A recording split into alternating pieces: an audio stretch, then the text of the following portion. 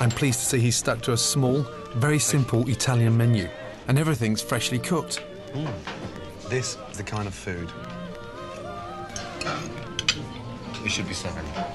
Real, hearty, rustic, wholesome Italian food. Rich with tomatoes. Coming up next on Kitchen Nightmares. It's like someone's pissed in my soup. Chocolate crab? You're calling me a fucking arsehole? I am. You stuck-up precious little bitch! Wow. You shouldn't be fucking anywhere near food. And then when I hear this, then open your fucking eyes! Fucker! Get out!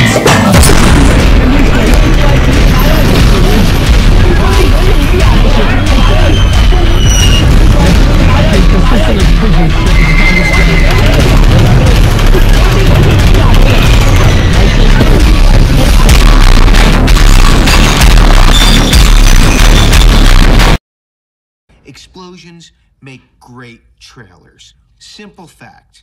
More explosions, better trailer. Better trailer, more viewers.